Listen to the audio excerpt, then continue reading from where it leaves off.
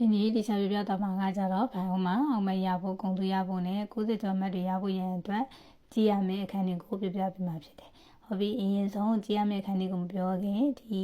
ဘန်ဟိုမှာအမခွဲမှုပုံစံလေးတွေကိုအရင်ဆုံးလေ့လာကြမယ်။အဲ့တော့ဘန်ကိုကြည့်မယ်ဆိုလို့ရှိရင်ဘန်ဟိုမှာအခန်း6ခန်းရှိမယ်။Chapter 1ကနေပြီးတော့ City ရှိမယ်။ဒီ1ကနေဆင်းမှဆိုလို့ရှိရင်ပြည့်မြတ်အပြင်တစ်ခန်းကို20မှတ်ဖို့မိတယ်ပေါ့။အဲ့တော့ပြည့်မြတ်အပြင်သူကတမတ်တန်တစ်ခန်းမှာဆိုရင်9ပုတ်စီပါမယ်။5မက်တန်ကကြတော့တစ်ခန်းကိုတစ်ပုတ်စီပါမယ်10မက်တန်ကကြတစ်ခန်းကိုတစ်ပုတ်စီပါမယ်ဆိုရင်တစ်ခန်းကြီး chapter 1ကိုကြည့်မယ်ဆိုရင်သူက10မက်15မက်20ပေါ့အဲ့တော့20ပါတယ်ဆိုတော့ဟောပြီးအောင်မသမားတွေအတွက်ကြည့်မယ်ဆိုလို့ရှိရင်3ခန်းကျလို့ရှိရင်အောင်လာတယ်ဘာလို့လဲဆိုလို့ရှိရင်တစ်ခန်းကို20ဆိုတော့နှစ်3လေး60လွတ်ကျွတ်ကိုအောင်နေပြီအဲ့တော့လွတ်ကျွတ်အောင်နေဆိုရင်ဒီကိုကပေါ့နော်နှခမ်းလေးပဲကျလိုက်လို့ရှိရင်တော့40ပုတ်ကတိရမယ်အဲ့လိုမျိုးလုပ်လို့မရဘူးပေါ့နော်အဲ့တော့ဒီမှာဆိုလို့ရှိရင်အောင်မသမားတွေကအနည်းဆုံးတော့3ခန်းလုပ်ငန်းလုံးပေါ့နော်ကျဲရမယ်အဲဒီကျက်တဲ့နေရာမှာကိုကတော့ဒီပုံလေးရတယ်ဒီပုံလေးလွယ်တယ်ဆိုပြီးတော့ကိုလိုချင်တဲ့လွယ်တဲ့ကျက်စင်တဲ့ပုံလေးပဲကျက်လို့မရဘူးအကုန်လုံးကျဲရမယ်ဟုတ်ပြီအဲ့တော့အောင်မသမားတွေကဘယ်နှခန်းကျက်မလဲဆိုရင်3ခန်း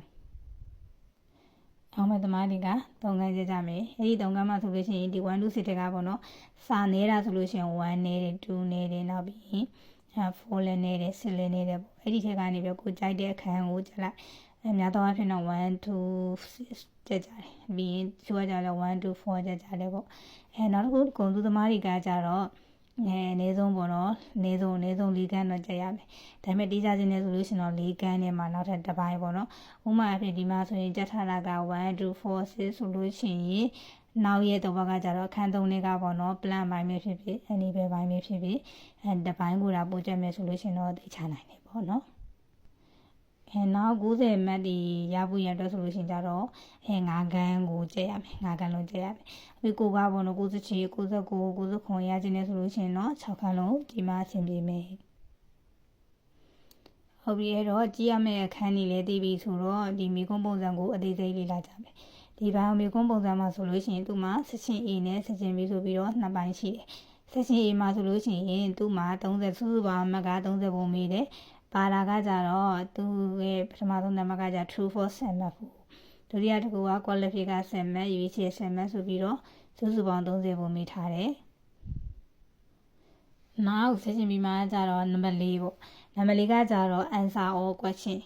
သူကမေခွန်းအားလုံးကိုဖြေရမယ်ရွေးလို့မရဘူးအားလုံးဖြေရမယ်ဟောပြီးတစ်ပုဒ်ကိုကြတော့သူက9မှတ်တန်မေခွန်း6ပုဒ်ရှိတယ်ပေါ့သူမှာ A B C D E F 6ခုလုံးမှာရွေးလို့မရဘူးအားလုံးဖြေရမယ်အဲ့တော့9 6 30ဆိုတော့စုစုပေါင်း30မှတ်ဖို့ဟုတ်ပြီဒီမှာကြတော့ဘာလို့ရဲ့မိကွင်းရဲ့အားသာချက်ကကြတော့ပေါ့နော်ဒီမှာဆိုလို့ရှိရ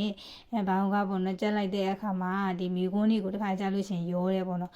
ခန်းကဘယ်ခန်းကလည်းအဲ့လိုမျိုးဒုတိယဖြစ်ချင်တယ်ဖြစ်တတ်တယ်ပေါ့အဲ့ဒီခါမှာကိုကစဉ်းစားလို့ရတယ်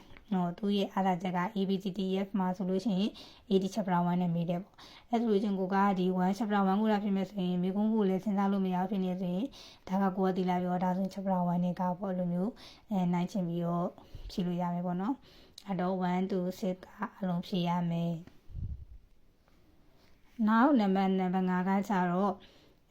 answer any for question သူကကြတော့6ပုဒ်ပြီးထားမှာ6ပုဒ်ထဲကမှကိုကြိုင်းနှစ်သက်ရ4ခုကိုပဲရွေးပြီးတော့ဖြေမယ်တစ်ပုဒ်ကို7မှတ်တန်ဆိုတော့ဒီက4ခုဖြေတယ်ဆိုတော့40ရမယ်ပေါ့သူကလည်း ABCDF ပဲမှာ1 2 6ရှိမယ်အဲ့ဒီကမှကိုကပေါ့နော်1 2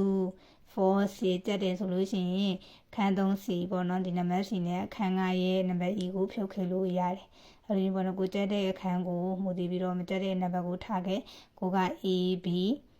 D F ဖြေမှာလား A B CD ဖြေမှာလားပေါ့နော်တေချာမိကုန်းကိုဖတ်ပြီးတော့မှဒီပုတ်တိကြရေးပေါ့နော်ဒီဘန်ကကြတော့တက်တဲ့အခါမှာပေါ့နော်နည်းနည်းလေးရောကျင်တယ်အဲ့တော့ကိုဖြေတဲ့အပုံနဲ့လူမိထားနဲ့တိတိကျကျဖြေရလားတေချာကြည့်ပြီးတော့ဖြေရမယ်